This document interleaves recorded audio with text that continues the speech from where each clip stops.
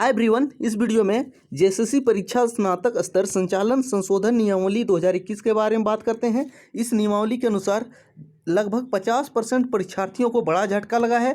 कैसे झटका लगा है और नया सिलेबस क्या है, तो चलिए शुरू करते हैं। नया जेएसएससी सीजीएल नियमावली पर राज्यपाल की मुहर। तो महत्वपूर्ण संशोधन क्या क्या हुआ है, तो जो झारखंड कैबिनेट के द्वारा जो पारित हुआ था तो वो झारखंड गजट में प्रकाशित हो गया और ये अब ऑफिशियल नियम बन चुका है। तो क्या है, तो यह नियमावली झारखंड कर्मचारी चयन आयोग परीक्षा स्नातक स्तर संचालन संशोधन नियमावली 2021 कल आएगी। इसका विस्तार संपूर्ण झारखंड राज्य में होगा। यह नियमावली झारखंड गजट में प्रकाशन की तिथि से प्रविष्ट होगी, यानी कि अब नियम लागू हो चुका है। और क्या क्या बदलाव हुआ है, तो न्यूनतम शैक्षणिक योग्यता क्या है, तो अभ्यर्थियों को आयोग में आवेदन प्राप्त होने की अंतिम तिथि तक स्नातक स्तर अथवा समकक्ष उत्तीर्ण होना अनिवार्य है। यानी कि आप आवेदन की आखिरी तारीख तक आपके पास ग्रेजुएशन और समकक्ष या तो समकक्ष की डिग्री होना अनिवार्य है। इसके अलावा महत्वपूर्ण बदलाव क्या हुआ है, उक्त अनिवार्य योग्यता के अतिरिक्त अभ्यर्थियों को मैट्रिक कक्षा एवं इंटरमीडिएट झारखंड राज्य में अवस्थित मान्यता प्राप्त शैक्षणिक संस्थान से उत्तीर्ण होना अनिवार्य होगा तथा अभ्यर्थियों को स्थानीय रीति रिवाज, भाषा एवं परिवेश का ज्ञान होना अनिवार्य होगा। यानी कि साफ साफ बोला जा रहा है, अगर आप ग्रेजुएशन लेवल का फॉर्म आप अप्लाई करना चाहते हैं झारखंड में, तो आपके पास 10वीं और 12वीं का सर्टिफिकेट झारखंड राज्य में स्थित किसी भी बोर्ड के स्कूल से होना अनिवार्य है। यानी कि जैक रहे, सीबीएसई रहे, ओपन बोर्ड रहे, एनआईओएस कोई भी बोर्ड रहे, लेकिन इसका ब्रांच झारखंड में होना चाहिए। और जो बिहार से किए हैं उनके लिए नहीं कर पाएंगे, यूपी से किए हैं नहीं, लेकिन टीएनसी महत्वपूर्ण, टीएनसी माइंड में रखिए। परंतु झारखंड राज्य की आरक्षण नीति से आच्छादित अभ्यर्थियों के मामले में झारखंड राज्य में अवस्थित मान्यता प्राप्त शैक्षणिक संस्थान से मैट्रिक तथा इंटरमीडिएट कक्षा उत्तीर्ण होना संबंधी प्रावधान शिथिल रहेगा। यानी कि जो रिजर्वेशन के कैटेगरी में आते हैं, अगर वे 10वीं और 12वीं परीक्षा किसी दूसरे राज्य से भी पास किए हैं तो पर भी बोर्ड अप्लाई कर सकते हैं। तो कहने का साफ साफ मतलब है, अगर आप झारखंड राज्य में जिसको जिसको रिजर्वेशन मिलता है उस रिजर्वेशन कैटेगरी के अंतर्गत आते हैं, तो आप झारखंड राज्य से पास किए हैं तो ठीक है। अगर नहीं भी किए हैं, अगर आप किसी दूसरे राज्य से पास किए हैं 10th और 12th, तो पर भी फॉर्म भर सकते हैं, लेकिन आपको झारखंड राज्य में आरक्षण कैटेगरी में आना अनिवार्य है। अगर आप आरक्षण कैटेगरी में नहीं आते हैं और आप झारखंड राज्य से बाहर से पास किए हैं तो आप फॉर्म को नहीं भर पाएंगे, कहने का साफ मतलब है। इसके अलावा क्या है,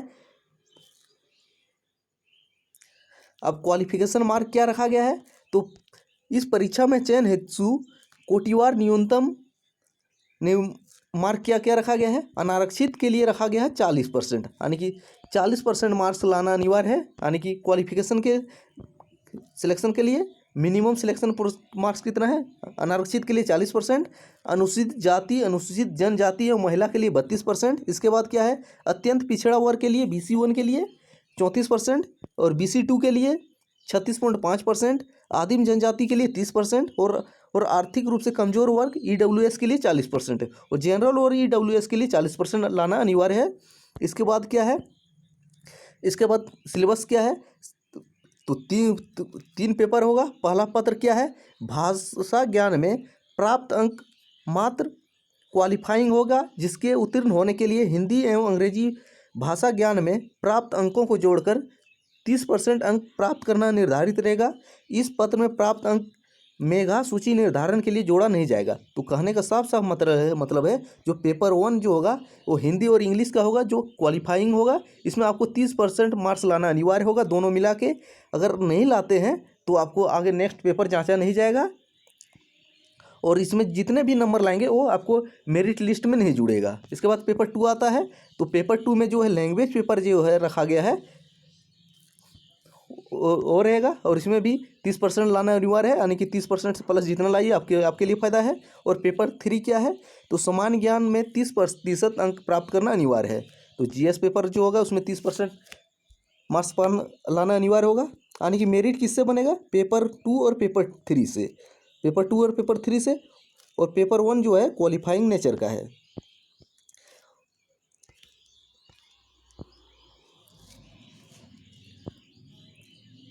इसके बाद क्या होगा, उसके बाद मेरिट लिस्ट के बाद जो PT और पीटी तो होगा नहीं, जो मेंस में पेपर 2 और पेपर 3 के आधार पर मेरिट लिस्ट बनेगा, उसके बाद प्रमाण पत्रों की जांच करेगा। इसके बाद महत्वपूर्ण बदलाव क्या है,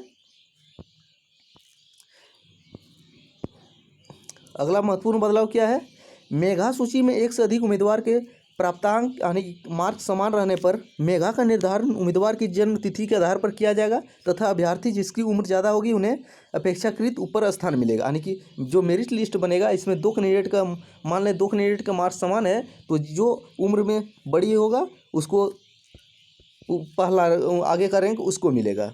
इसके बाद क्या है, यदि एक से अधिक उम्मीदवार के प्राप्तांक और जन्म तिथि समान पाए जाते हैं, अगर बाय केस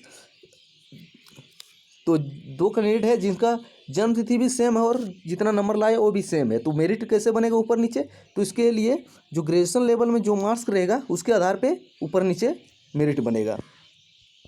अब परीक्षा मात्र एक फेज का कर दिया है। जो पीटी था प्रारंभिक परीक्षा इसको हटा के अब सिर्फ मुख्य परीक्षा, यानी कि मुख्य परीक्षा में जो पढ़ना था उसी का एग्जाम होगा। तो पहले क्या था, अगर पीटी था मेंस था, लेकिन मेंस नहीं होता था अगर 15,000 से कम आवेदन मिलता था, लेकिन ये कभी नहीं हुआ है। तो किसी भी एग्जाम में 15,000 से कम आवेदन पहुंचता ही नहीं था।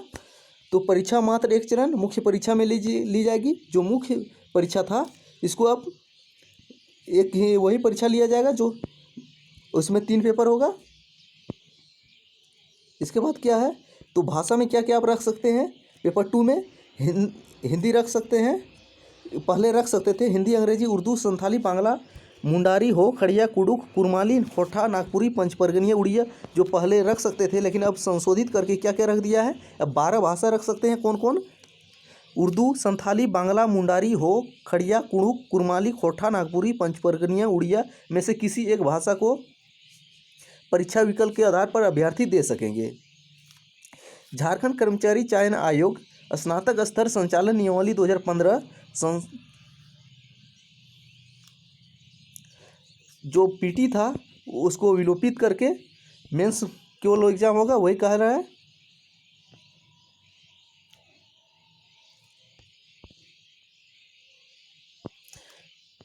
तो 5 अगस्त को ही मंत्रिमंडल में पारित हुआ था। अब राज्यपाल के आदेश से सरकार के प्रधान सचिव वंदना राडेल के द्वारा जारी हो गया है। तो आप नियमावली पढ़ लीजिए, इसके बाद आपको बताइए ये नियमावली कैसा है, कहाँ पे फंस सकता है, किसके लिए अच्छा है, किसके लिए ख़राब है। आपका जो भी ओपिनियन होगा आप कमेंट बॉक्स में देख सकते हैं, लेकिन आपस में लड़िए मत। तो ये था झारखंड गजट, कुछ दिन के लिए रोक के रखा गया था, लेकिन फिलहाल अब प्रकाशित कर दिया गया है। तब इससे अब होगा क्या, सीजीएल का एग्ज़ाम का जो नियमावली था वो अब अड़चन दूर हो गया है। तो यही नियमावली पर अब आगे का एग्ज़ाम, जितना भी एग्ज़ाम होना रहे होगा। तो अब कहाँ इसमें मामला फंस सकता है आप बता सकते हैं। पूरा नियमावली आप पढ़ लीजिए शुरू से अंत तक, आपका जो भी ओपिनियन होगा आप कमेंट बॉक्स में देख सकते हैं। थैंक्स फॉर वॉचिंग, मिलते हैं अगले वीडियो में, तब तक देखते रहिए।